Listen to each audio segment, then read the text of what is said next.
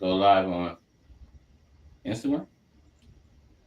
It's not Once letting you me. see it, you got to see it pop up on your Instagram. Like it just popped up on mine. Okay. Okay. I just got the screen that. Okay. Yeah, I see it. It's on Instagram. It says welcome. There we go. We live, baby. We live. Yo, got We here. I'm here. Nah, I'm just playing. it's Monday, man. It's Monday. Hey, man, welcome back to another episode of Technically Speaking, when we are giving you news that you can use. Yes, yeah, man. Man, how y'all doing? I'm good, man. I'm good. How about you?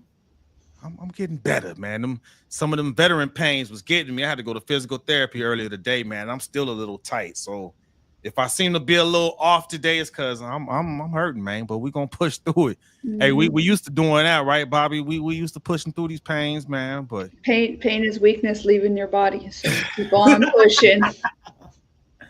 Man, leaving. Oh wait.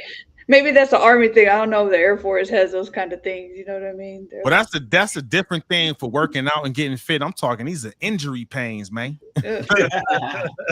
These is from the injuries from making that weakness leave the body. Right. I'm still suffering from making the weakness leave the body all these years later. Jeez. I was so tight, man. She was like, because this physical therapist, she doesn't just do like adjustments. She does exercises, stretches, she massages, and then will adjust you. So when I went in there, she was like, man, you're so tight.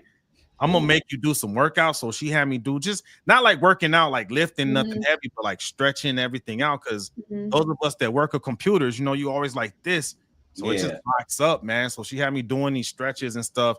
Then she was like working different, like but not like target, what do you call it? Not pain points, but like target areas. Pressure points. Yeah. And then she adjusted me. And I'm like, it felt good for a minute, but I'm like, oh, I need like another adjustment, man. So prior to IT work, I went to school for a whole year for massage therapy. So I'm a certified massage therapist, not a licensed, just certified, because I never went to go take my state exam. Okay. And we talk about pressure points, but one of the biggest thing is people come in thinking that they're going to get a massage and it's going to be relaxing, but you're there for a reason. So when you're done having your massage, you need to make sure and drink lots of water, because we're moving all these little toxins around your body, and the best way to flush them out is by drinking lots of water. And there's a lot of times where people are like, man, that's not as relaxing as I thought. I'm like, well, no, duh. You got a bunch of knots in your back. It doesn't feel good to get those out. Yeah, like, and that's what I'm feeling, those toxins, man. Oof. Ooh-wee. So with the elbow, baby, with the elbow. So where are you at right now, Bobby? That's not your normal background. No, this is not my normal background. You won the lottery. I'll be here for bruh. If I won the lottery, we probably wouldn't be talking right in this moment. No, just playing. There would be signs, okay? You'd be like, technically speaking, is no longer on here. You're like, we'll be telling y'all, you know, Bobby has moved on to bigger and better opportunities. No. I would. And then you'd be like, well, look at our new studio, though. I'm right now going live for my Bugatti. Just play. I'm up in the new Bugatti. Hey, that song is a banger. What are you doing?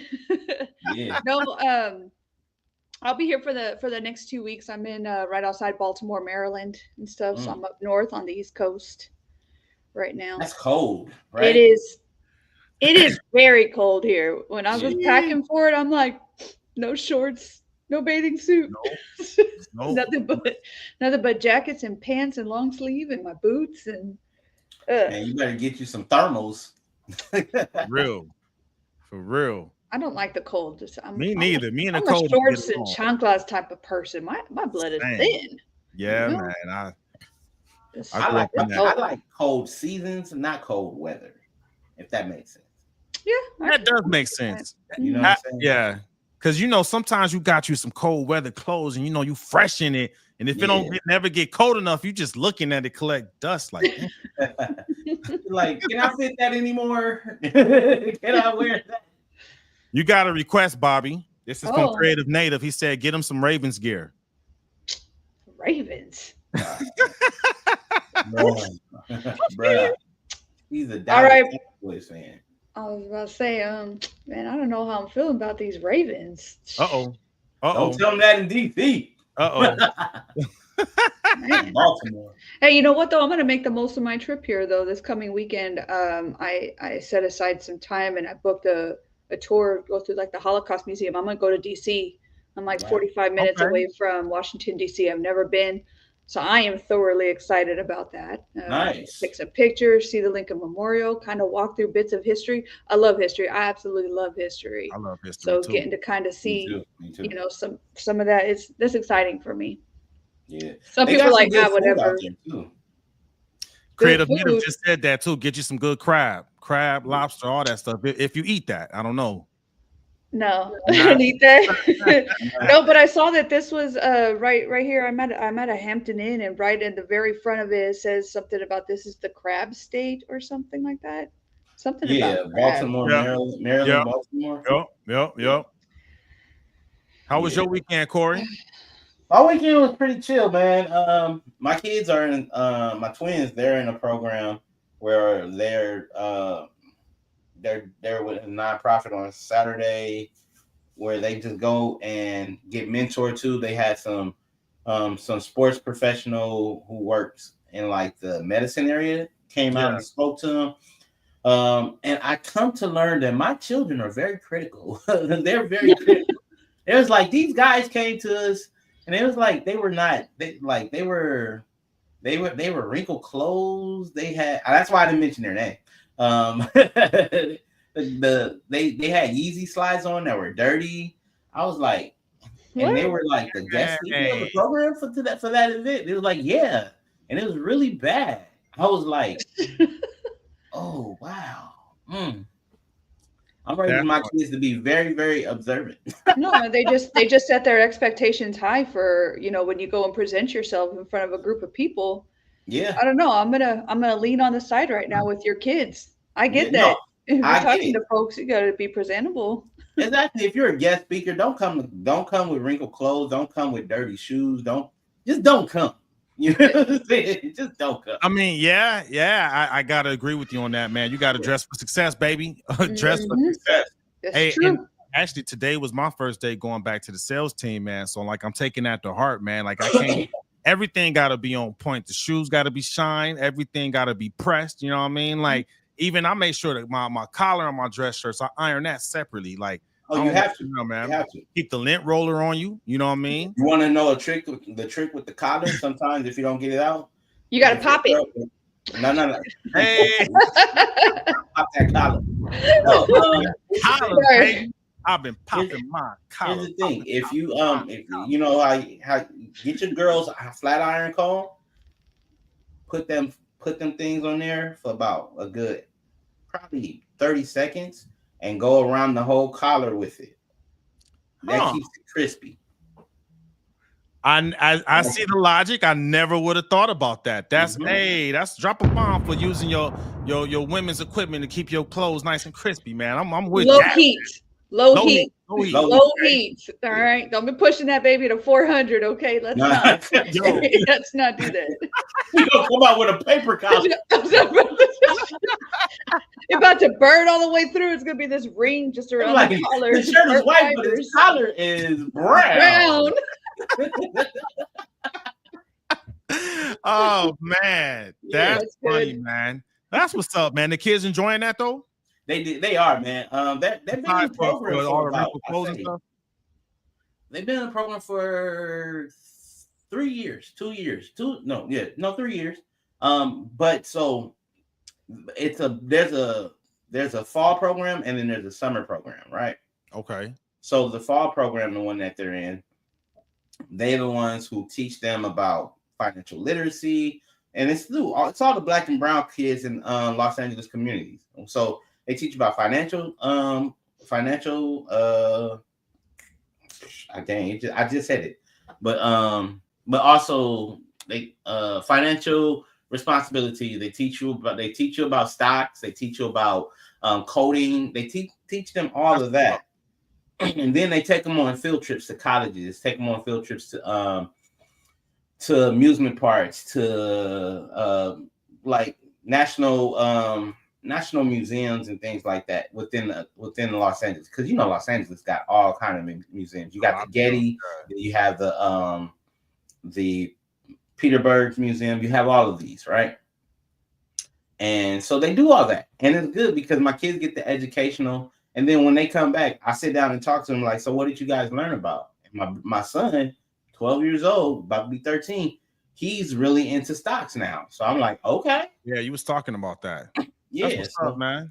Yeah, shout out to him, man. And then build that portfolio, young man. Yeah, man, dude. I realized, man, as we get older, bro, and we're gonna talk about this later, but I really, really want my children to grow up not just better than I did, but also smarter than I am. You know what I'm saying? Because I told my son one time, I was like, if you grow up and be smarter than me, you won. I won. Because the goal is not for you to just be me or be a duplicate of me. You're supposed to supersede me. And your son and daughter is supposed to supersede you. Yep. So if you at a different level in life, when you get 50 and I'm a millionaire and you're a billionaire, my job is done. Yeah. Yeah. You know what I'm saying? Nah, that's we always want the next generation to be better. So yeah, that's good, man. That's good. Hey, Creative Native said, tell your son to diversify his bonds. I guess, I don't know. You need different bonds so we could bail you out, bro. I don't know. No, bonds will keep you out of jail, even if you committed a murder. Say what now? Bonds will keep you out of jail, even if you committed a murder. Oh. I found that out from a friend who does investments. Big investments, like $1 billion investments. I was like, I didn't know he was on that level. He was like, yeah, he was like, it could, but don't look at it like that. If you know there's a new property that's like a new stadium being built and you have $1 million worth of bonds, you can be able to talk to the construction company or talk to the people who over the stadium and see if you can get a bid in to get either your company in or be like one of the partners in that. Buy bonds through bonds. I was like, dang. That's crazy. Yeah, that's crazy. I don't. Yeah. Not my chosen strategy. So, hey, you know what? Do you? You know what? Huh? Say what? It's good to know. Yeah, it's always good to know. Definitely. So, what we got going on this week, man? Right on. Well, there was a few losses. So I want to go ahead and say it right now. R.I.P. to Angie Stone, one of the pioneers of R&B music. And then also Neo Soul too. Huh? Didn't she do some Neo Soul too? Neo Soul, yeah. But you know what? She actually was one of the founding sisters of hip hop back in the mid 70s. A lot of people didn't know that. She was part of a rap group, and she wrote a lot of rhymes for some of the rappers back then too. I didn't even know that. On plenty of interviews. Yeah, Angie Stone. And she died in a car accident, and she was so young. Was like, how young was she? She was 61, bro. Oh yeah, man. That's 61. Young. No, or 60. No, she was 60. Yeah, she was 61. Yeah, very young. Very young. And then Gene Hackman, Gene Hackman, famous actor, a lot of movies he was in. Lex Luthor. Yeah, man. He passed away he was 90, but his wife and his dog passed away. One of the three dogs, and they found him unresponsive. They found him and his wife and his dog in his home in New Mexico. And it's just sad because it's some people may think like, you know what I'm saying, it was foul play, but you also got to remember at 90 years old and your lady is, you know what I'm saying, she's up there too. Somebody probably forgot to turn off the AC. Somebody probably forgot to turn the gas thing off. Yeah, I was about to say, I heard that they thought it was carbon monoxide poisoning. Carbon monoxide could have been that. You know what I'm saying? Yeah, but it's just he was 95. But I mean, it always sad when somebody passed away. But he lived a good long life. For sure. Yeah, I didn't realize he was that old. Yeah, me neither. Yeah. Well, you know, 'cause I think about Superman, and he was pretty old in Superman, the original one with Christopher Reeve. So I guess that. Yeah.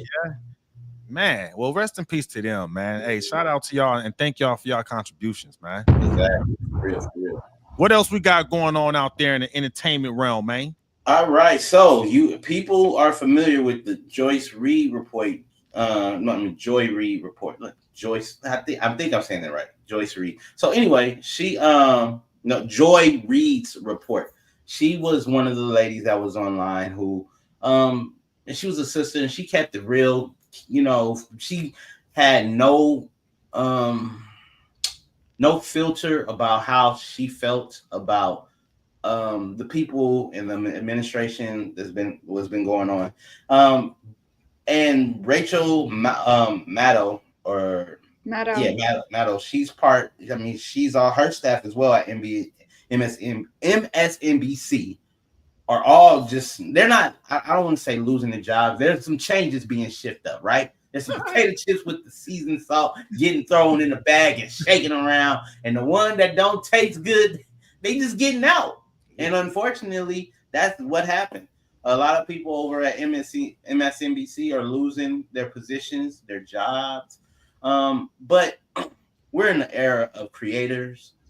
You have a following, you're going to have a bounce back.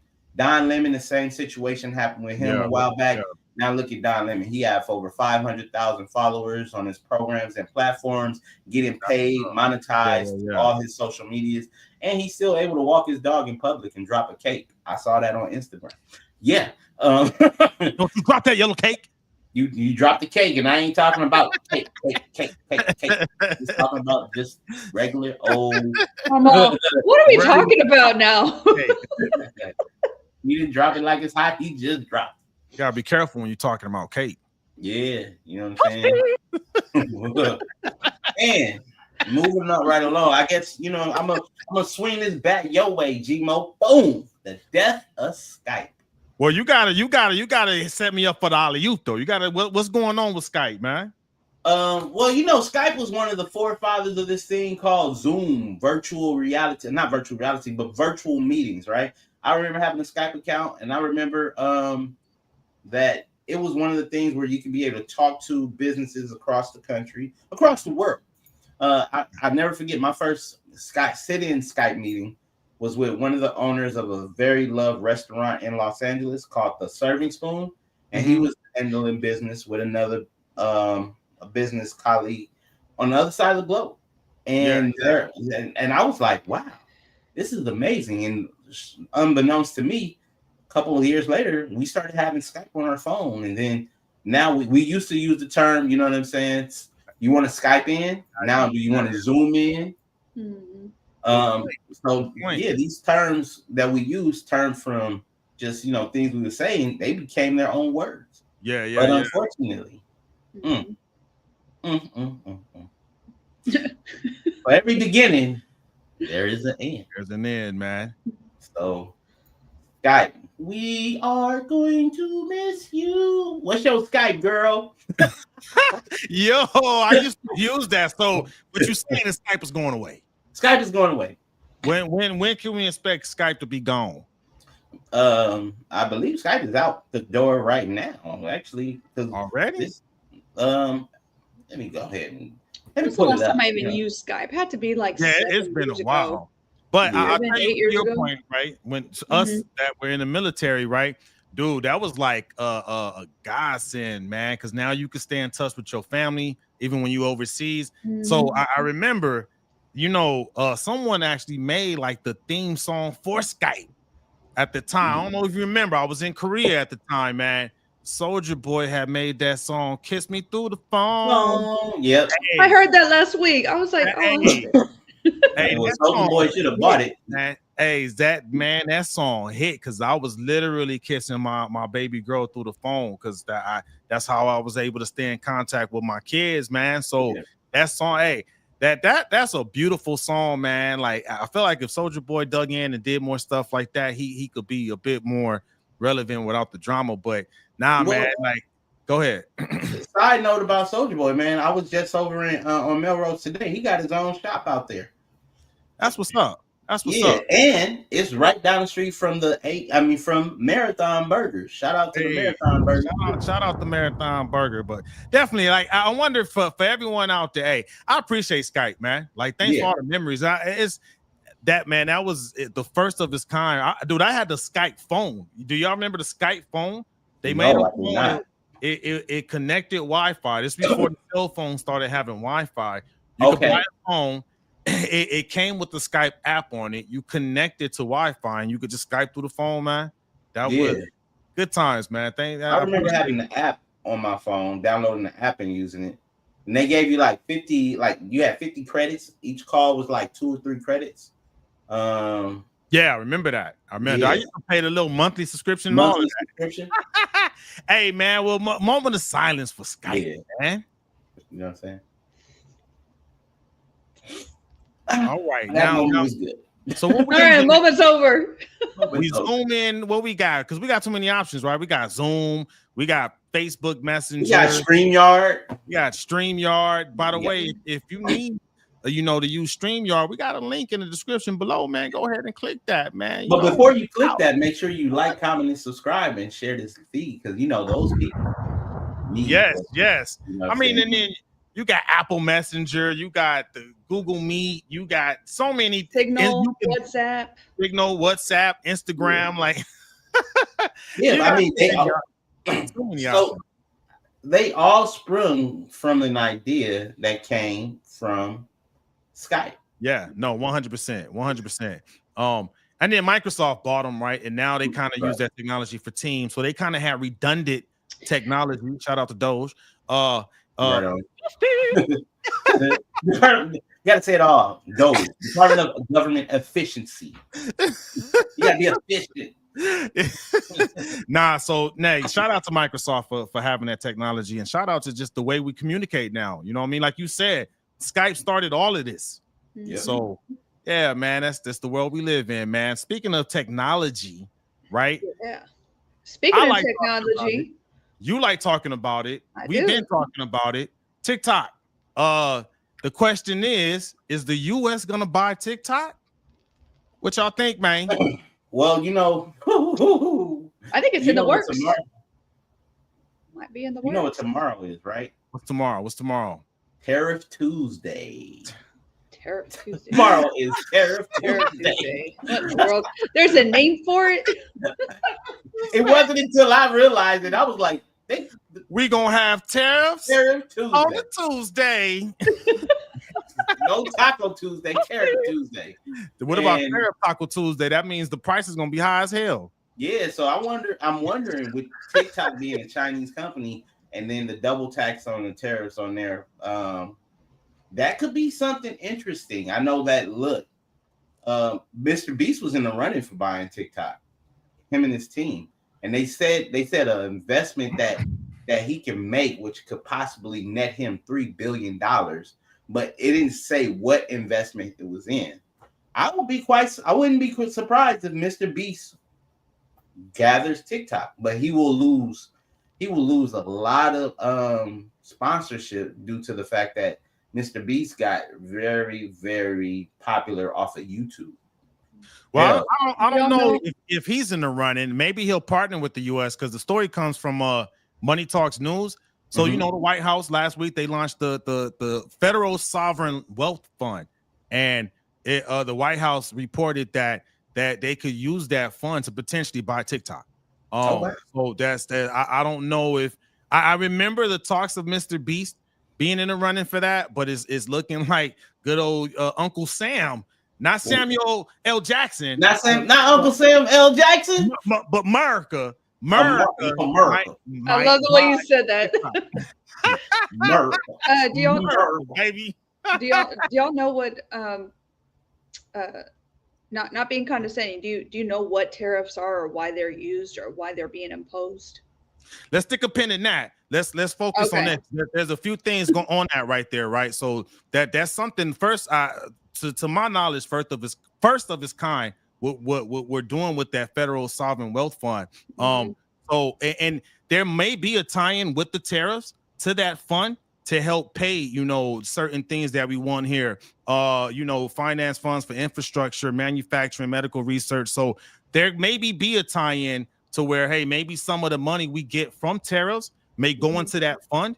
But it definitely puts us in a run-in with other countries that have similar investment funds, like China and other countries that make these huge investments. So couple of things, right? One, I actually think it's a good idea to put us in a better economic position, right, in the world.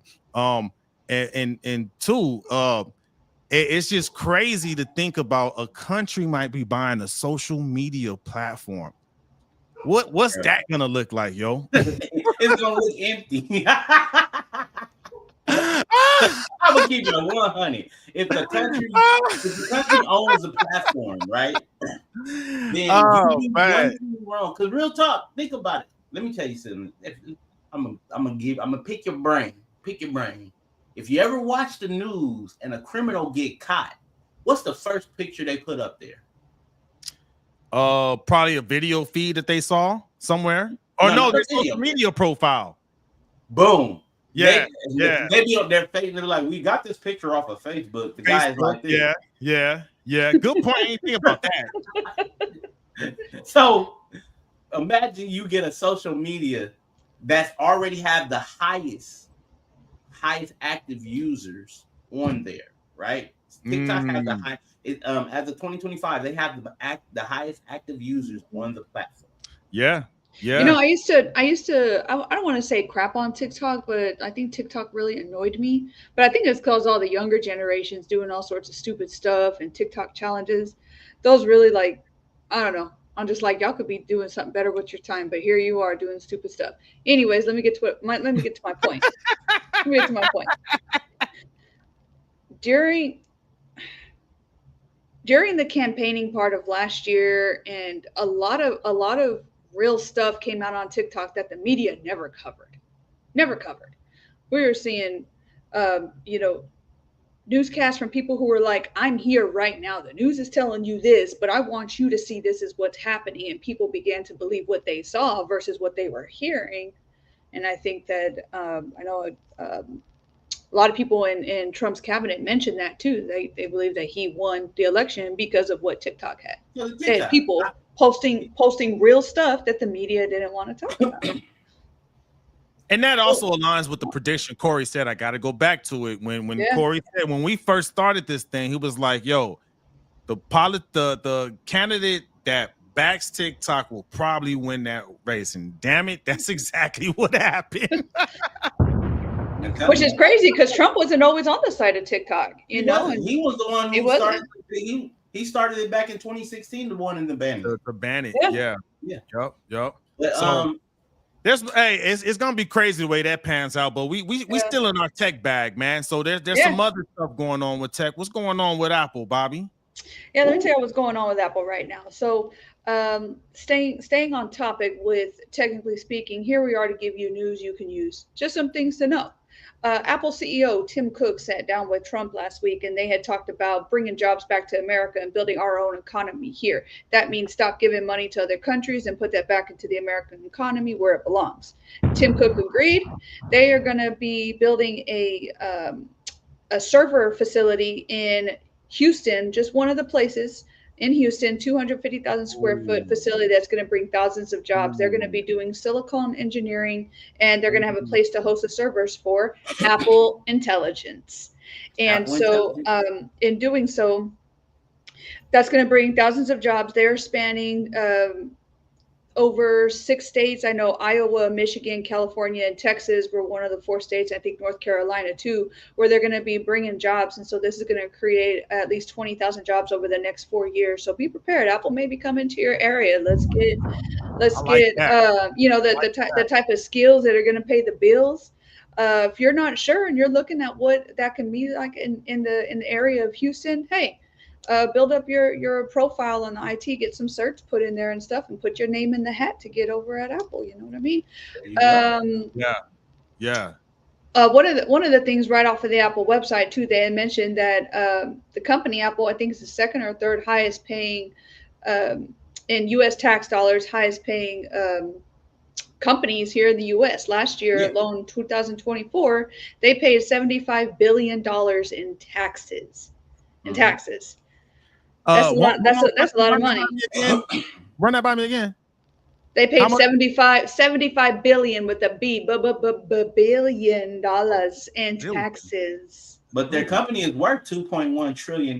So obviously, you know, I'll take $1 trillion and pay $1 billion. Little drop in the hat. Man, damn. That's what's up. Hey, you make up a good point, right? I know with everything going on, man.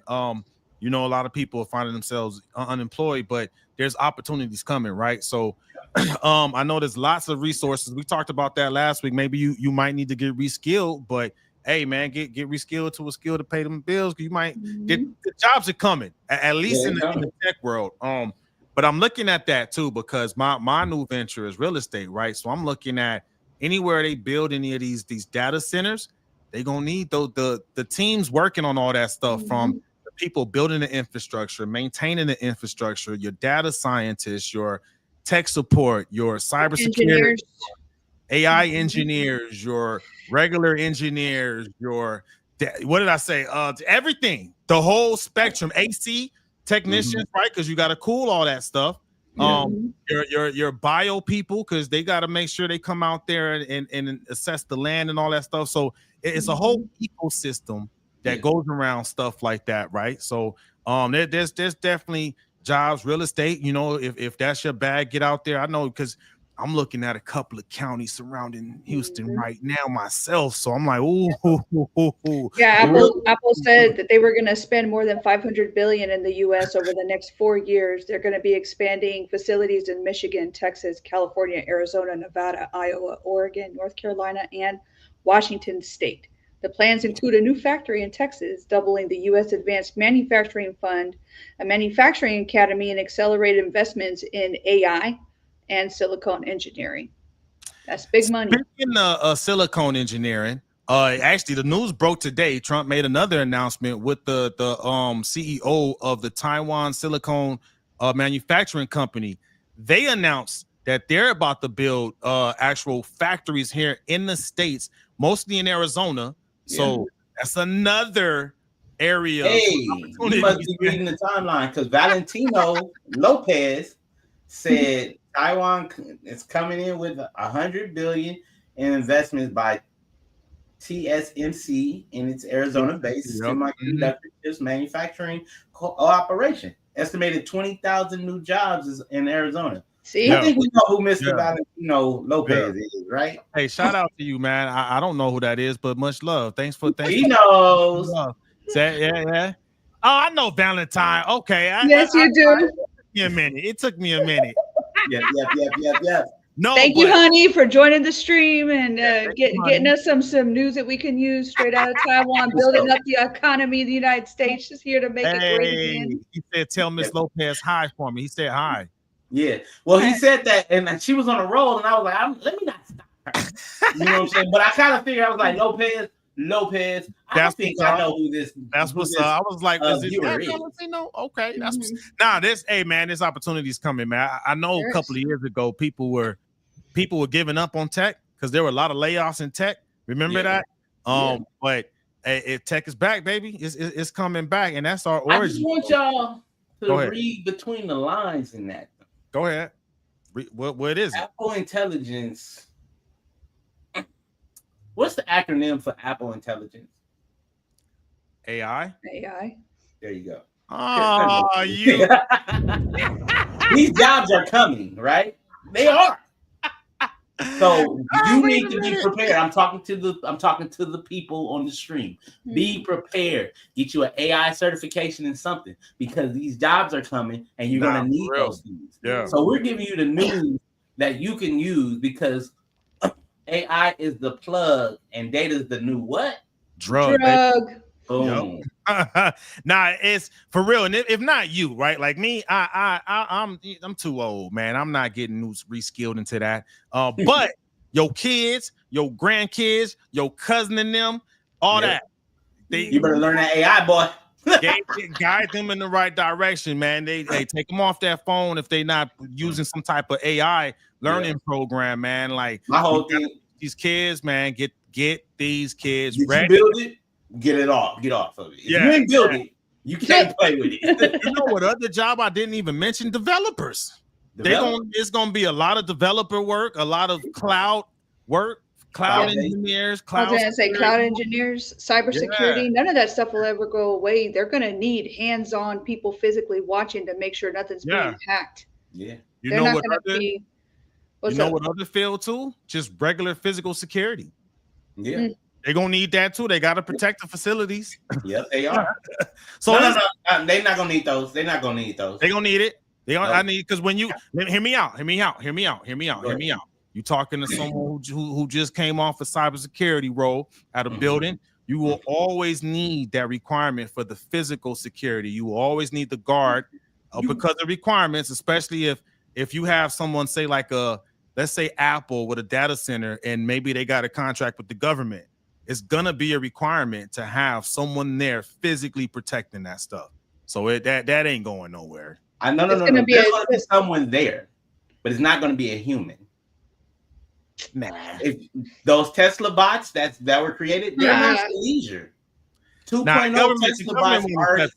The government wanted if you're talking about something that's like classified or something, maybe for a non-classified infrastructure, but I'm gonna tell you right now, the government will not accept. They will not put that in the hands of a robot. Not that.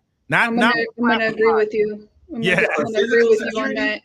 You're talking about stuff that goes off into like the black world.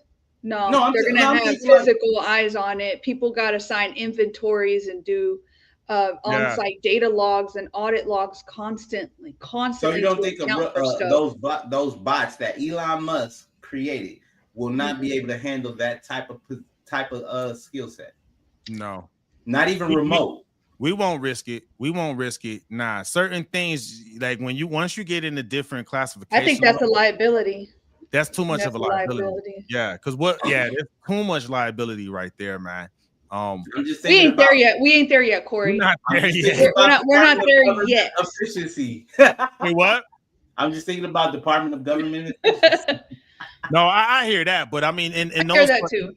And I threw that out there because I know some people are really into security, man. So there are opportunities coming. I don't think you're far off. Like I think eventually we may get there. But I don't think we could trust the technology enough to really take on those liabilities, man. Because people got to answer for that stuff. You know what I mean?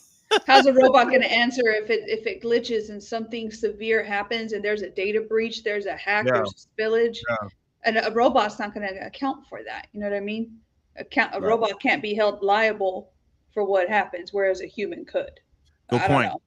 Yeah, no, you're right. You're right. So like you're talking to someone who I literally had to put together incident response plans, right? So that's stuff those are check boxes you have to go off of. Like, for example, right? The incident response plan I recently built, one of my steps is I have to contact the FBI. You know what I mean? Like maybe can a robot do that? I don't know. You know what I mean? But can a robot take chain of custody, right? Of the machine in question and then give a articulate narrative of what happened. You know what I mean? I don't know. You know what I'm saying? I don't think we're there yet. I agree that it seems a bit far-fetched. However, at the rate of technology moving and at the way things are moving as far as like because I don't know if I was flipping through YouTube or was it TikTok where there's in place to start using these using the Tesla bots for commercial use. So I can see them being used for some things, but you're talking about physical for security for a government facility, housing classified documents and pieces of equipment that nobody outside the United States or shit even inside the United States has any business touching or dealing with or knowing about. Right. I don't think so. But other commercial uses, Corey, I'm with you. I do think it's possible. Yes. Yeah. Like just regular, maybe the servers that's just housing your Gmail, maybe that data center, they'll use the robots. But if it's something with a government contract, Yeah, I mean, there's certain requirements like FedRAMP. I'm pretty sure they'll. Yeah, So they need a human. They would actually need a human. You gonna have to have a human dog, which is good because that makes there's job security. Job security. We want people to be able to work. Hey, we got something. Right. Dr. Poole bring up an excellent point, Dr. Poole. Someone is going to have to sell those things and services too. So you're gonna need some sales teams, man. Hey, and they got. I'm sure they're gonna have an affiliate link, and I will be the one. I know. I might look into it. Get me a robot butler. Hey. Good point. Speaking of which, we're gonna be talking about some sales. Breaking news next week. Whoa, what happened? What happened? U.S. is pausing its support for Ukraine effective immediately. Oh wow! This is off of Apple News. The U.S. is pausing military aid to Ukraine. A White House official said days after Trump and Zelensky clash, which we're not going to talk about. Oh no, I think we should, baby. Head first, dive into that pool. All right, maybe next week. Yeah, maybe. Maybe next week. You know what I mean? Because there's always two sides to that story. First of all, it's actually like a lot of sides to that story. Man, I saw the whole 11-minute clip, and I was like, okay. But just like we're gonna talk about it, we might as well just talk about it. It's live, man. Breaking news. It's breaking news. Just came out 5:10 p.m., 8:10 p.m. Eastern Standard Time. The U.S. will pause all military aid to Kyiv until President Trump determines that Ukrainian President Vladimir Zelensky is making a good faith effort towards peace negotiations with Russia, according to a White House official. Oof. Ouch. Oof. So since we're gonna talk about it, let's talk about it. I just saw that there was people in his cabinet in Ukraine that submitted articles of impeachment to get Zelensky out of office. Ouch. I saw videos on TikTok being shared on YouTube. People getting pulled off the streets from military recruiters and stuff like that in Ukraine because nobody wants to serve in the war because people are dying. It's terrible. It's terrible. They said that military-age men from 18 to 60 aren't being allowed to leave the country at all. There's recruitment people everywhere pushing people to go into the service and stuff, like physically forcing them. Well, that's like the draft we had back in the 60s. Yeah, back in 60s, 70s. Same thing. Draft, you either go to jail or you go to war. Yeah. They needed able bodies. I mean, I get that. What I do hate though is when I did a little bit of research about Zelensky, right? He seemed like he was just a good guy. Like, you know, he did this stuff for his country. He was trying to make his country better. His country got invaded by Russia. And even when he was at the event at the White House, he said that they had signed peace treaties in order to stop, but Putin ignored those peace treaties. He signed it, but he still went and invaded. You know what I'm saying? And I don't know. I'm like, I understand why his own country could be like, let's get him out of there because he's not strong enough. Because, you know what I'm saying? A leader of a country needs to be strong, firm, and one of them type of leaders to be like, look, I ain't taking no SHI, right? You need to cut it. Let's get it done, right? And he seemed like he was too, and I understand he came with the hat in hand situation because he was for Kamala Harris and Joe Biden. And I mean, why is that? I don't know. I mean, come on, Corey. Look, Corey. Look, I'm not picking sides. Money. Of course. Money. Okay, yeah. They money. That is why. He came over here to pull on the heartstrings of people here in the United States that were for Ukraine. That's what he's doing, is pulling on heartstrings. Of course, there's always more to the story and stuff, but they even said that, you know, we sent over $100 billion in aid to Ukraine. And then he kept saying, well, we didn't even see half of that money. Like, where's the other part of the money? And then, if I'm not mistaken, didn't his wife go and buy a $4 million car? I didn't know. Y'all saw that, right? She did. She bought a $4 million Bugatti. That's A Bugatti. Yeah. yes. That's the second time somebody's gonna win a Bugatti. That's the second time you came up I'm I know. telling you. Second time That's this why. show. That's why. That's why I said I'll still be here, but there will be signs that I won the lottery because my butt will be inside of a Bugatti. I want a $4 million car. You know, there's I don't need that. a couple of different perspective I saw. Well, one, my own perspective is I understand the need to no longer be the world's police at some point and focusing on our own country. I'm not against that. You know what I mean? War is bad, right? Can the United, what is it? UK and all of them. What's their NATO? Can NATO do more? Huh? NATO hasn't been doing more. The bad thing about the US is because of who we are, we do jump into all these conflicts.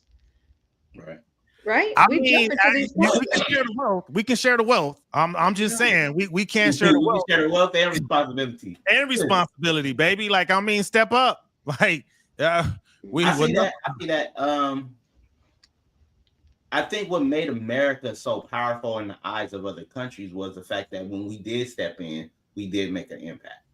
Mm-hmm.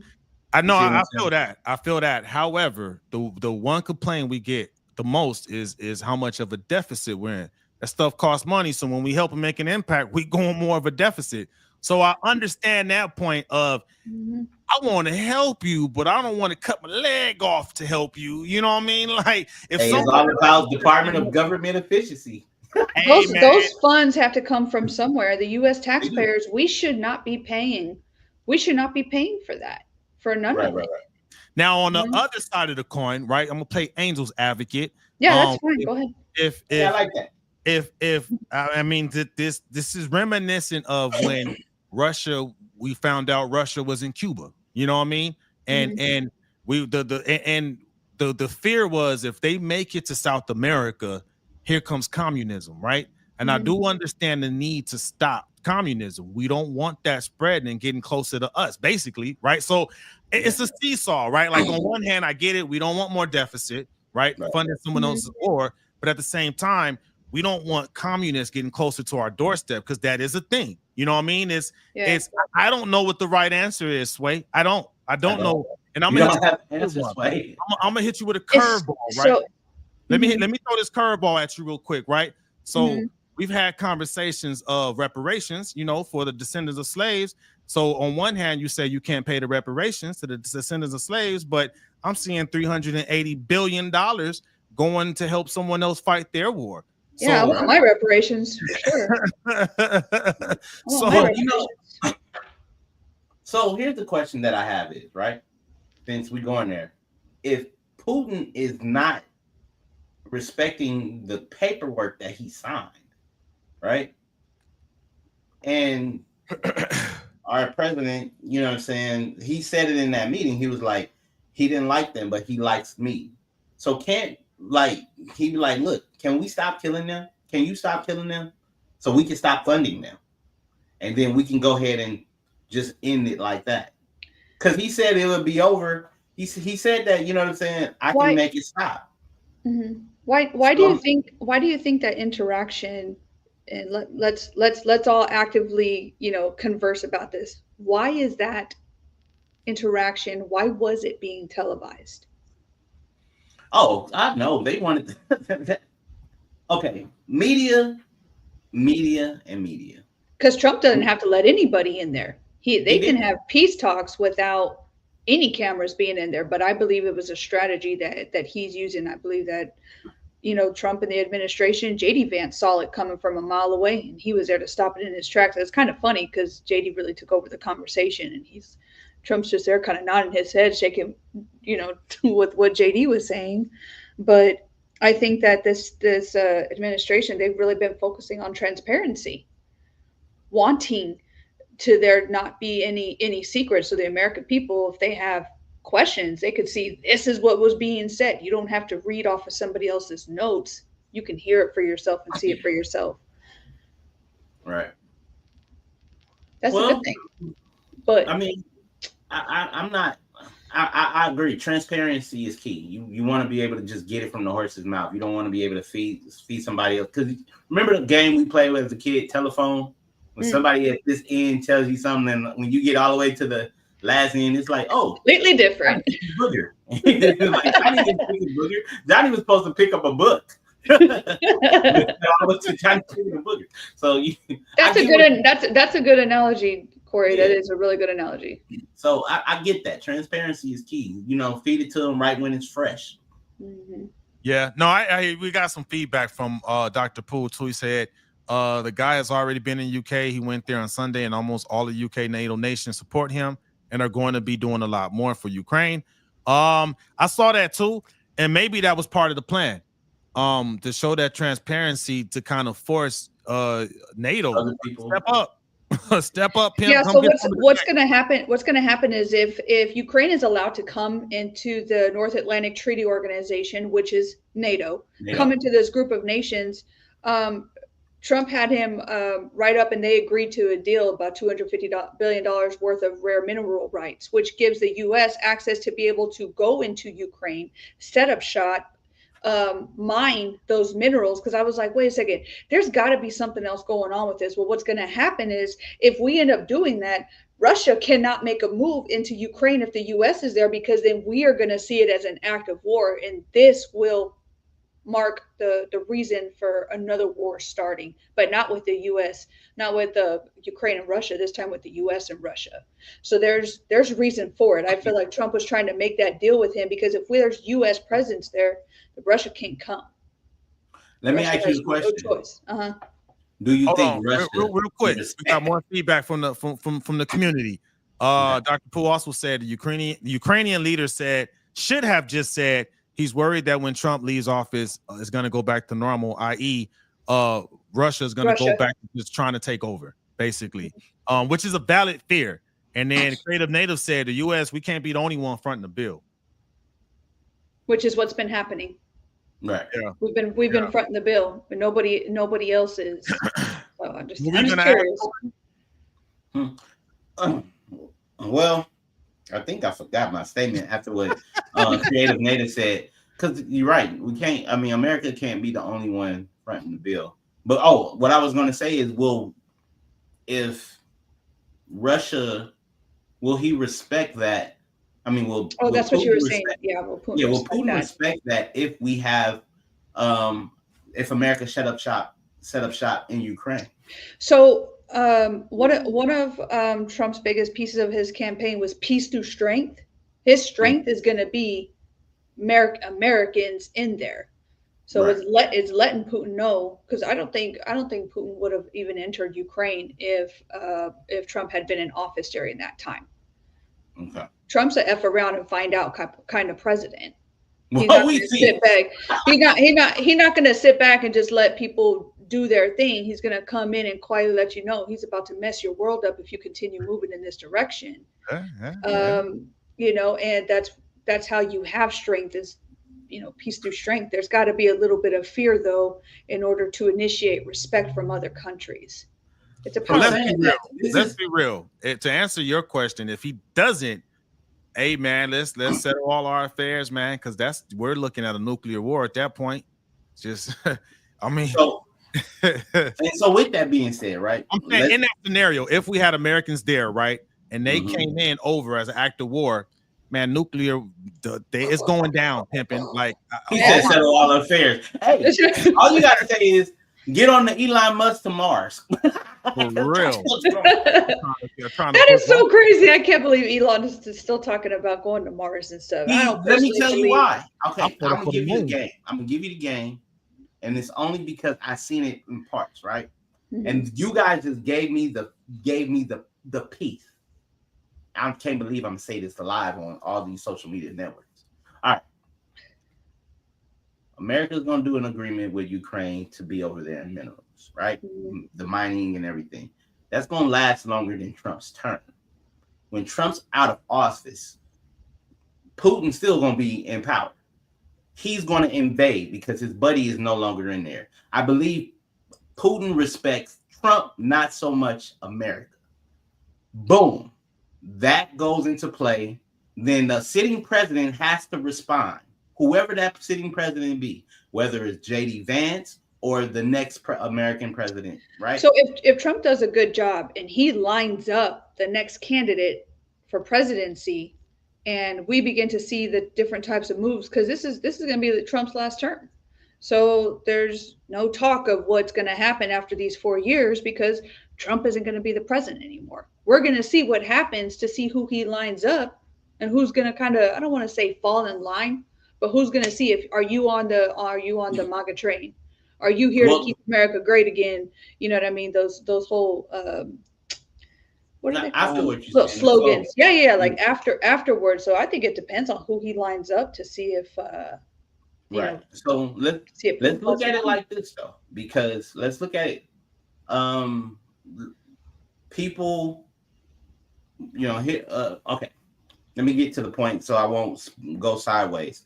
So in the event, if a sitting president that does not respect Trump's way of work and does not agree to the terms and conditions to what's over in Ukraine and do things their way, Putin goes into Ukraine. American lives get taken from their invasion.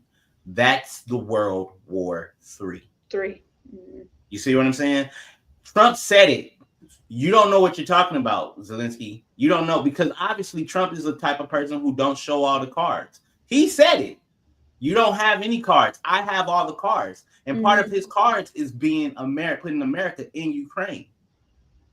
But when he leaves office and somebody who is not so thrilled with Trump, and then let's factor in the fact that people who are not happy with the way that the MAGA train handle business, like after like less than 30 days eliminated these jobs. These people are still American citizens who got to vote.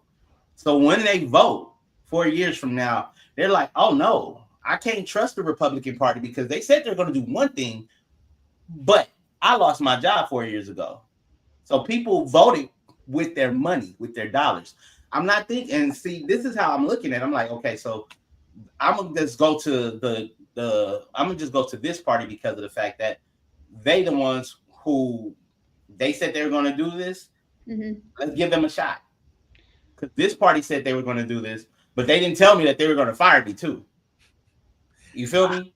Good point. So then now you got a Democratic president in office. You have American lives in Ukraine, and Putin does not care about that president. So he doesn't care about whatever you're talking about. So he invades Ukraine, and Ukraine happens, and then now we're in war. It's wild to even think in the next 4 years that Putin would still be a president because, when was the last time election was held over there? He's been president for how long now? Like, was it like 30 some odd years? It's been a long, long time. He's been in power for a very long time. Why would he release power now, especially when his buddy has power in the most powerful country in the world? That man's a dictator. They don't have opposition there. If they do, they're silenced. Well, immediately. Immediately. It's a communist nation, so yeah, exactly. That's what I'm saying. You can't have opposition in a communist country because they'll take your ass right on out, dump you at the train station, never to be heard from again. And so now I will say this: I do like the concept of the deal to where we can make some of that money back. You know what I mean? If we were able to get in there, get that mineral deal. So I know we are trying to wean ourselves off of China. That's definitely important. Trump's a businessman. He originally asked for $500 billion. He knew he wasn't going to get that. He's playing chess. He knew he wasn't going to get $500 billion, but Ukraine came back and counteroffered with $250 because apparently we had only given them over $100 billion, and so they were only going to pay us that much back in the mineral the mineral rights or whatever. So it's a win-win for us as far as money coming back into the United States. It's a way of paying us back, I guess. I think there's a little bit more to it. Another world war in the future. I don't know. there might be more to it. We can't see all the cards in play right now. We Right. really don't. We don't. Crazy. We're I'll just tell you we're what. just Speaking of cards, speculation. though. I'm Speaking of sorry. cards, It's another pivot. It ain't on the thing, and I meant to put it on there. Trump is giving people gold cards, not green cards, but gold cards. yeah. You pay $5 million to come over here and work. I think if you got $5 million, do you want to come here? And do you want to work? If you got $5 million, I'm just saying. That's like a rhetorical offering, huh? Like, hey, you come. You got to pay this $5 million. You know what I'm saying?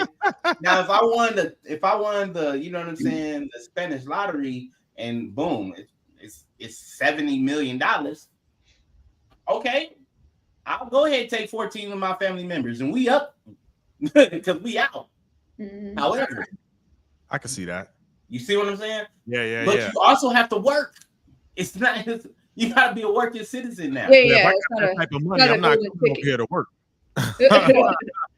Now, like, let me ask you this. If I got that kind of money and I did that, can I come over here and start a business? That's what I thought that it was for. So you're given $5 million paying for that gold card to come over here, right? But then if you have that type of money, clearly you can be an investor into the American economy by building up a business. You just triggered a light bulb moment. We just talked about the Taiwan Silicone Manufacturing Company coming over here with their investment. I wonder if they will buy some of those cars for some of their employees in Taiwan, Taiwanese folks. Mm-hmm. You know what I'm saying? Wow. Hey, they're smart. They're like big time software engineers, developers. You know, the sky's the limit for sure. Yeah. No, you know what? That's real because I mean, Bobby probably knows this, but those of us that work in tech, we know that a lot of your high skilled developers don't come from the US. They come from India. So I mean, they come out the womb coding, man. So they find ways to get this talent over here. I think Elon Musk had mentioned something about that. About the HB2 visas. Yeah. And that's when him and Banning got into it, because Banning was like, if we're gonna do HB1s, we might as well do HB2s. And he was like, wait a minute, hold on. You guys are too dumb. That's basically what he said. He's like, no. He was like, hold on. That's the difference from a gardener and then somebody who working in the clinical engineer. Yeah, man. Yeah. So since y'all took it, you know, to the whole military realm, man, we gonna end off, man, talking about the VA, man. Shout out to all the vets out there. Shout out to the vets. And thank you for your service, man, because I opened up talking about how I had to go get some treatment for one of my injuries and stuff, man. So I know how it is, man. So we talking about the VA, man. So what the Department of Government Efficiency? Yeah, Doge. We gotta say it, Doge. Okay, we said we had to say it. So they're in their rounds of making the government more efficient. They hit the VA last week. In the VA, they cut $2 billion in contracts and subcontracts and whatnot. So the looming question is, will this have an impact on the type of care we get from the VA as veterans? What y'all think about that? I think it will. Yeah? I think it will. Where did they do the cuts at? Because it's kind of a blanket statement, and unless it says it hit this department, this department, this department. In the article, it was talking about they found like redundant services and whatnot. And they're claiming that it won't, right? They're like, oh no, we found that like coaches, that type of stuff. If you got 3 government contracts and all 3 of them won a certain contract, but it only needs to be done by 1 company and not 3 companies, and you've eliminated those jobs, is that the type of redundancy that we could be talking about? Maybe. Okay, wait a second. Do we need 300 people doing these 2 jobs? Well, I mean, and with that being said, right? So, for those who did not know, I remember reading an article, I think last year, where the VA was rated the #1 healthcare system in our country. Oh wow! Yeah, but do you know why? Do you know why? Take a wild stab at it, Bobby. A wild stab. Probably not the best thing to say, and I'm talking about health coverage and stuff. My It's fault. like, Take a guess. I don't know. I'm kind of biased because I receive VA healthcare. I can't say with Well, then let's not jeopardize you, without because a anything shadow you of put on a the doubt. internet could be. What about you, Corey? Why would you say that the VA could be rated as the number one healthcare services in the country? Probably because of the fact that they ask veterans who actually receive it, and number two, I believe veterans should be. I mean, should it should be like no blame, no problemo. I mean, nothing. Like, you're a veteran. You serve this country. You Yeah, should yeah. get the highest of care, So you're regardless. saying we should be entitled to healthcare merely on the fact that we signed the dotted line, the one Correct. percenters, right? Yeah. Okay.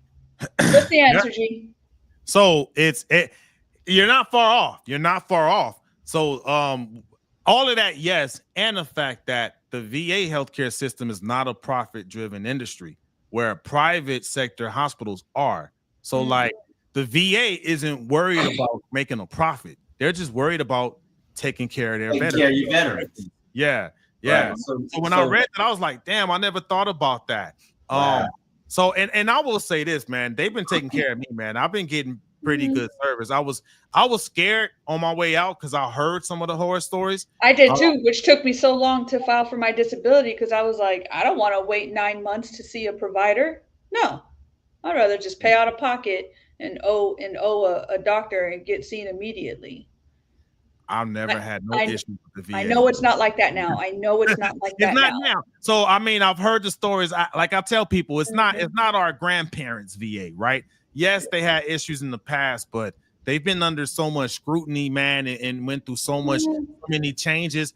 I've had a good experience, and like all my friends that I know that use the VA, same. I get the same type of feedback from them. And I say that to say, I really hope that these 2 billions in cuts in contracts do not impact that and take us, stepping back to what our grandparents used to complain about, man. I got a does question. it affect only medical, or it affect everything? Say what now? Does it only affect medical, or does it affect everything?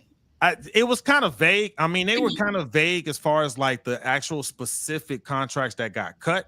I think it's left to be seen. I'll come back with an update. Because a good friend of mine works for the VA, and I know that, like, I believe he's still good. Because I chat with him about other things outside the VA cuts. But I know that, like I said, my hat and heart goes out to you guys for what all you guys had to endure. Because I know a few veterans that we went to high school with, like they relapse often, but thank God that they recovery as well, and all through the VA. I remember talking to one of my brothers. I'm not gonna put his name out there, but he was like, he had he had PTSD trauma, but he's able to get an apartment building, right?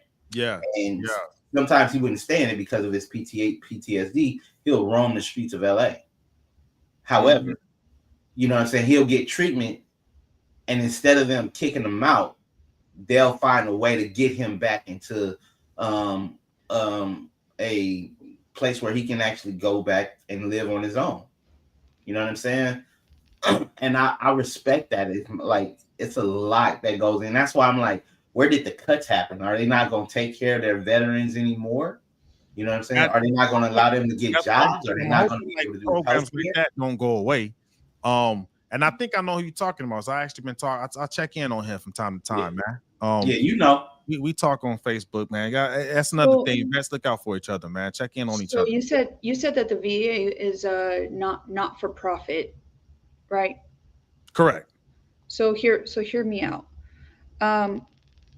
Maybe if you're a veteran, you're listening. Maybe you struggle with this too. I struggled going to VA to get health care because I know that they have been. I gotta be careful with my verbiage because what I'm thinking in my head may not come out correctly. They have been supporters of throwing pills at the situation. Pills, right? Throwing different types of,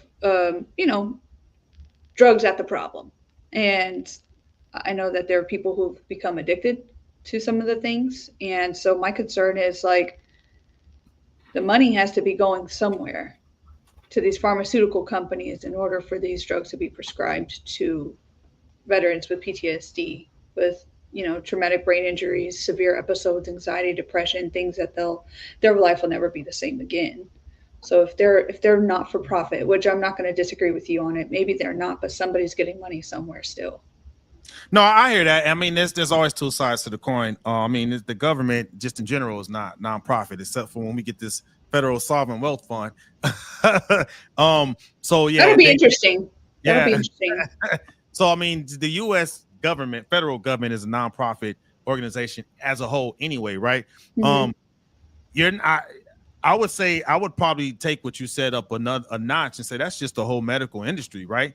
From what I've heard, but in my experience with the VA, it hasn't been like that, man. Yeah. I've been to physical therapy. I've been to. I mean, they even gave me a dietitian when I found out I was pre-diabetic to help me Yeah. map out a way to try to reverse it before I could Mhm. become full blown. I mean, they've offered and given me so many resources, man. So that did not involve pills. Mhm. So my experience hasn't been that.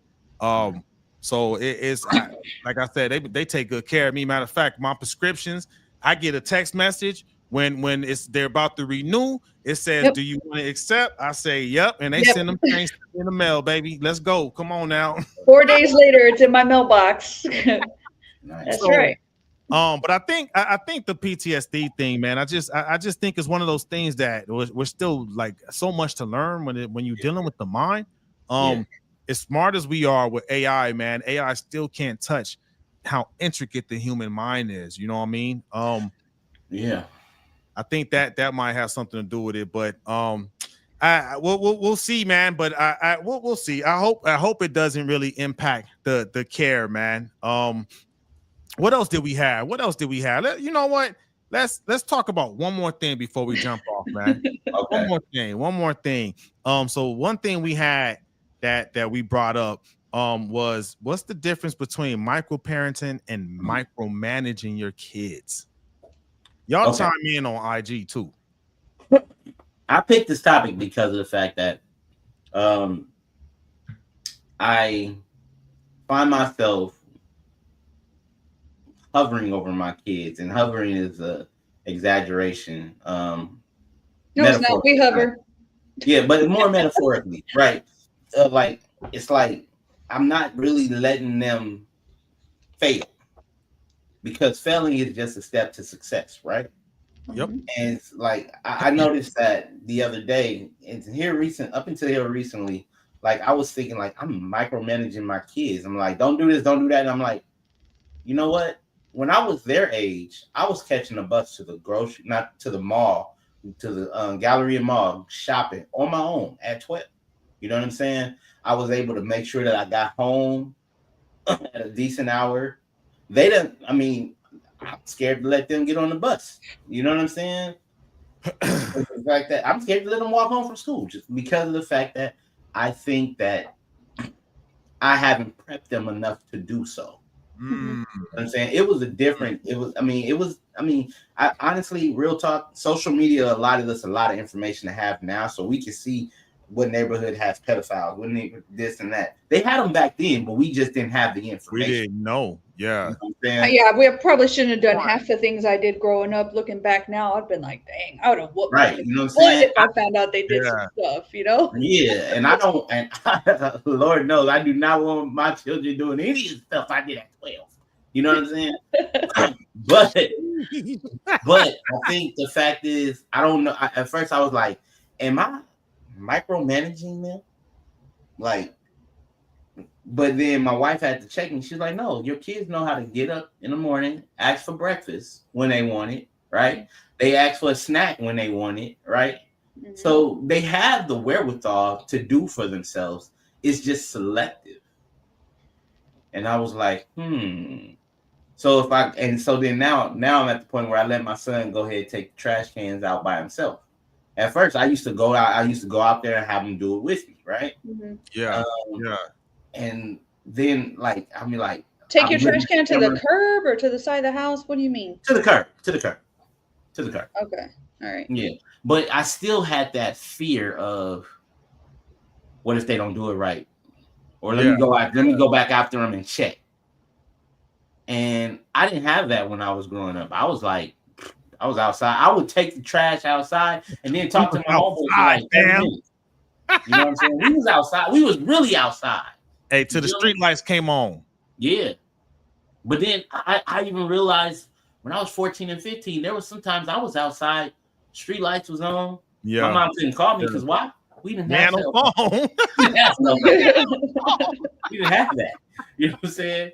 She said, Gore, you can get your butt home right now. Yeah. Right. Yep. I know now it's like if my son and my daughter doesn't call me when they get picked up, because like I told you, they go on these trips on Saturdays. So if they don't hit me up like around the time that they supposed to be at the facility, I'm texting them like, hey, are y'all back yet? Mm-hmm. And they're like, no, we're not. But I'm taking away, it's like I'm handicapping their ability to be able to be free birds and fly. Independent. Yeah. Handicapping their independence. Interesting way to see. You know, it's funny you say that, right? Because it is a delicate dance. I was watching this one child psychologist on an interview. I think it's the Diary of a CEO. Love that podcast, by the way. But anyway, he was talking about how a lot of times when parents kind of do the hovering too much and they do everything for their kids, one, you not only do you cripple their confidence, right? Or you hinder their confidence. Sometimes some parents do that to boost their own confidence. So it's like a twofer, right? You're hindering their confidence, but it's boosting your confidence, but you're not preparing them to be self-sufficient. Like when he said that, I was like, ooh, it made me think back. I'm like, okay, I got to make sure I'm not doing anything just to boost my own confidence. You know what I mean? 'Cause I need them to be confident. However, Angel's advocate, right? Right. I don't know how it is in California. We live in Texas, and dude, we get a Amber Alert all the time, man. Like they be snatching kids out here because we're not that far from the border, man. So it's like, on one hand, I'm like, yeah, I think we gotta find that good mixture, right? Because I don't trust people, man. Because I don't want to be like, okay, I'm letting you go be self-sufficient, and then you get kidnapped. You know what I mean? So like certain things, I'm just. And then here you are living with guilt for the rest of your life because you tried to let them have some independence, some form of independence, and this is what we get for it. Type of Trust me, I have all girls. I play this scenario in my head all the time, especially with my 15-year-old because she's the one who kind of wants a little bit more independence. But I do have to say, anytime she does do like trips or anything outside of what we do with our family and stuff, she is 95% of the time with folks from church. So there's already people part of the group that I already know. So it's a little bit different. I haven't let her go anywhere with like her friends by herself or anything because I'm not there. And some of it I just don't trust her. You know, and that's kind of her fault. You know what I mean? Because if you feed your parents BS and they smell it and you continue to feed it to them, don't be mad when they don't trust you. Yeah, you can't build a relationship based off of lies and expect trust to happen because that ain't gonna happen. It's not gonna happen. So I'm not a hovering mom, but I'll be here to smell your BS and call you out on it real quickly. Yeah, that I will do. I'm calling you out on your BS. But it's out of love. It's out of love. I tell my 15-year-old all the time. I was like, if I did not love you, I wouldn't say a word to you. I wouldn't say a word to you. But because I love you, there's going to be correction because when you love somebody, there's correction whenever you do something wrong. It's okay to make that mistake, but don't make it constantly. There's going to be bigger consequences for those things. Yeah, so I think, I'm on board with, I think hovering, like getting them to and from places, I'm okay with that because I'm not taking no chances and letting no one kidnap you. You know what I mean? Like, but with that, right? But doing things, you know what I'm saying? Like tasks around the house, or if they're trying any type of endeavor, right? Don't snowplow and clear every obstacle out of the road. Right. Because then they will never learn how to deal with adversity. You know what I'm saying? Mm-hmm. Sometimes what the kids here, sometimes I inject adversity just to get, because I don't want them. They live a pretty good life. They not struggling the way we were coming up. Right. You know what I mean? Like they eat ramen because they think it's good. We ate ramen because that's all we had. Yeah. You know what I mean? Like, Yo, my kids will legit try to eat ramen for dinner after I done cooked them a 3-course meal, and I'm like, what? What? Homemade spaghetti and meatballs? We didn't get hot meals like this. You know My what I kids mean? were like, "Ooh, cup of noodles? Oh, Yep. can I?" I'm like, Yep. "Ooh, Yep. ooh." Okay, so then we all just I have the done same made type this of kids. Is what it greens. sounds like. You want this cup of noodles? That's funny. Creative Native said, I find myself saying things my pops and grandpa would have told me as a kid. I was 16 before too. I had a conversation with someone earlier. Shout out to my boy Biz out there. Same thing. But yeah, I just think like some things you got to let them fall. You know what I mean? Because they need to learn how to pick themselves up. Because if they never learn how to pick themselves up, if you do too much micro parenting and you save them from ever feeling defeat, you have to fail. Because when you fail, you know how to deal with it. So when you get out there in the world, you won't, maybe you have a higher probability of not suffering from depression, you know what I mean? Or doing something that gets you arrested or killed because you weren't prepared to deal with adversity. You know what I mean? So like on that hand, I say you got to let them struggle on certain things. Yeah, I firmly agree. I think we could call it healthy parenting limitations. Yes. Right. Yeah. Healthy parenting limitations. Healthy so I like my that. daughter is going to be 16 at the end of May. And I told her when she's 16, she will be allowed to date. However, there's going to be some limitations to that. Who you date before she's even allowed to date. She's going to be going through a class that we have at our church that I've talked about before on the podcast called Bria. And Bria is the type of classes that she's going to go through where it helps you identify red flags and toxic traits in relationships, how those characteristics build up to habits and stuff, and being able to identify those. And this is going to be good because I told her, she ain't going to be dating just anybody. There's going to be parameters set in place, but they're going to be healthy parameters. It's not because I'm being a jerk. It's just because I find myself to be an excellent person. I breed excellence, and she is too. She's going to be learning what her self-worth is, and I'm not going to have somebody else tearing her down who's not going to be on that same level, religiously, spiritually, mentally, and emotionally. You know what I mean? Yeah. We're not here to date and play games. In the sense of being a Christian woman, I'm teaching her to be a good mother. I'm teaching her to be a good wife, because this is where we're going to be in life. She's going to be that Proverbs 31 woman that some man is going to be praying for. That's what I'm talking about. So, anyways, I know y'all don't hear that probably pretty often for some of the females. So I wanted you to hear it from me first. Oh, that's good. Excellence in our home. I am raising God-fearing, independent young ladies who are going to be good wives and good mothers, because we're not going to have that. You know what I mean? I'm not like that. We ain't going to have that. Exactly. I'm the same way as far as my daughter and my son. My son is going to be one of those young men that not just quote scriptures but live scripture. Yeah. That's what's up. There was a wise prophet by the name of Ricky Bobby that says, if you're not winning, you're losing. If you're not first, you're last, right? Hey, man, I like to breed winners. Like Ricky I like to breed winners, man. That's right. When in terms of what you're talking about with the relationship stuff, man, I did it with my older kids. They're grown.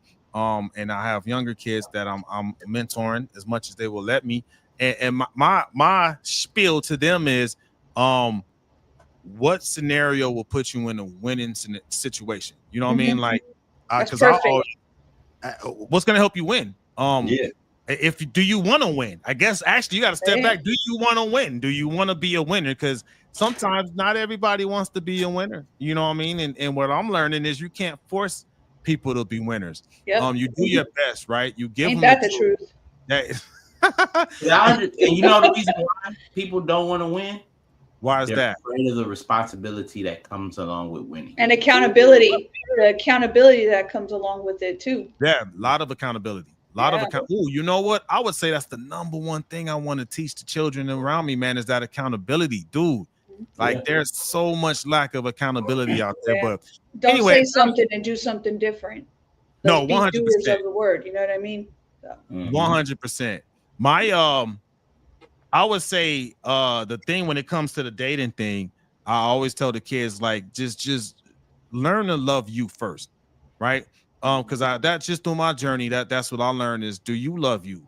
Because if you don't love you, how can you expect someone else to love you? Because you don't know how to show them how to love you. You know what I mean? And I get it, because I got teenagers around me right now, and of course they look at us like corny. Oh, yo, corny old ass. You know what I mean? Like, right. I wish you would have the gall to try to say that to me. They won't say it, but you could look at the glazed eyes when you're trying to give them the game. You know what I mean? They're just like, whatever. I'm gonna get back on TikTok. You know what I mean? You want to know what's funny? What's up? When my kids thought I was corny. So one time when I was at the studio, or no, I forgot where I was. And it's some guys that they know from, like, I guess, like their friends know this person, and this other person, and that person know me. So he walked up to me. I'm like, "What's up?" I gave him dap and everything. Like, "Oh, you know him? You know him?" I'm like, "Yep." Yeah. You know what I'm saying? They're like, "Oh," I'm like, you think your daddy? You didn't know your daddy was cool. It was like, oh, so now it's like they got a whole different vibe around me because I know people. Oh yeah. Let me see. Creative Native said, as parents with older children, all I can say is never expect what you want for your kids, because God has a weird sense of humor. Bruh. He may have a weird sense of humor, but he still has a purpose and a plan for their life. And so I'm going to continue to be the parent that's going to help see them through to that purpose, because I didn't have that. So if I could do or be anything for my kids, it's to be what I didn't have, what I needed, not what I wanted, what I needed from a mother and from a father. We are generational curse breakers in our family, my friend. We sure are. I don't accept that. We are generational curse breakers. Drop the bomb on that. Yep. I think too, when we're talking about, okay, what's that line of separation of micromanaging and managing? I think to what you're saying is, I think the managing point is giving them that guidance. Giving them the guidance, giving them the lessons, giving them the tools, giving them the resources, but we got to let the birdies fly. If they fall, they got to get back up and fly, right? But just be there to guide them, right? And to Creative Native's point, they're going to do what they want to do. You know why? Because that's what we did. Yep. Real talk. We were the generation of the FAFO.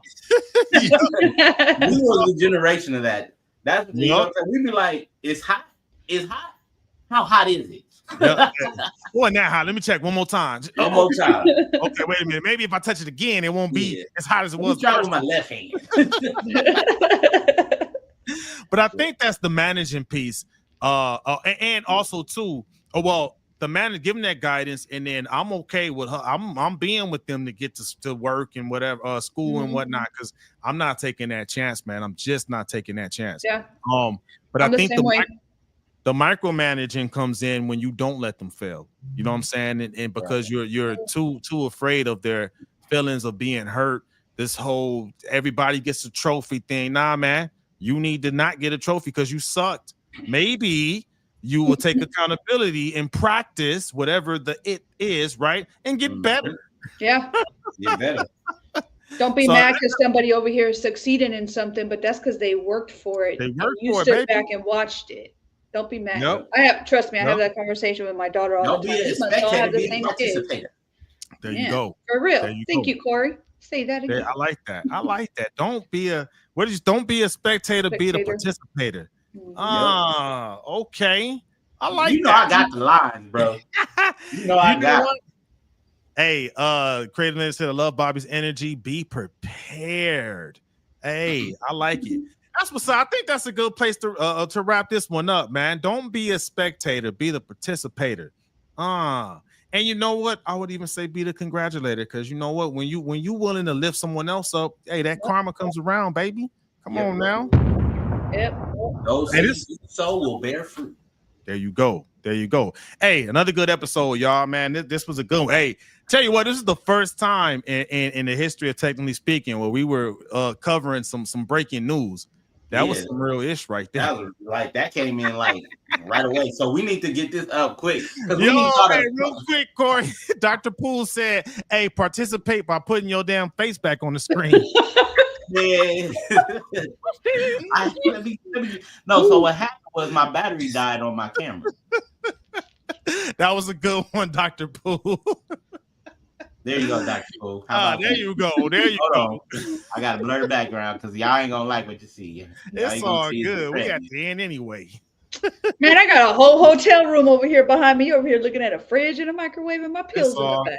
It's all good. Hey, well, let's go around, man. Let the people know what you got to offer when they over here in the San Antonio area, Bobby. Hey, if you're in the San Antonio area and you've got some major water damage in your house, if your refrigerator leaks, if your water line busts to your heater, to your water heater, give us a call. Let us help you out. We're going to go ahead and run by there and do a water inspection and just check it out and see what you need, man. I'm the owner of Patriot Restorations LLC. My husband and I will take good care of you. It's Valentino Lopez. Y'all heard him earlier on YouTube. Hey. Thank you. Shout out to my husband for supporting me and you know, being what I need. I wouldn't be able to go out and these little deployments, these little trainings and stuff to be successful for my family if I didn't have the support on the back end from him. So for real though, shout out to my husband because he's the best on time always. Hey, again, Valentino, dude, talking about being very what was the word you said about your critical? The creative native said, Corey, you got a different shirt on, man. You went and changed. No, I didn't. You just wasn't able to see it because I had that nice camera on. Now I had to go back to my webcam. And then I'll go. I'm tech. I'm okay, wait, hold on. Hey, I'm tech _Von__ go at Instagram. At the vacation rental was live, baby. We getting booked. So if you coming to San Antonio, whatever reason, thank you. Hey, man. If you come in, shoes off walking in the house. Nah, we got someone to clean it up. We good. Just don't be crazy with it. Don't be crazy with it, man. Nice. Thank you. Come through. If you come in San Antonio, hit me up. I can shoot you a link. I'll even hit you up with a little discount, man. So I might take you up on that this summer, man. Come through, man. Come through like the kung fu. And it's your game man with the game plan. Corey Giovanni tapping in for all your entertainment podcast needs. I actually got a special going on right now. So if you want to tap in, make sure you go ahead, hit your boy in on coreent.biz for all your needs. And if you just want to holler at your folks, make sure you do this before you do that. Like, comment, subscribe, and make sure you put something in the chat so we can talk back. It's your main man, Corey Giovanni. Hey, technically speaking, we out. Thank you to Instagram, Facebook, and YouTube. We out. Y'all have a good night. Peace.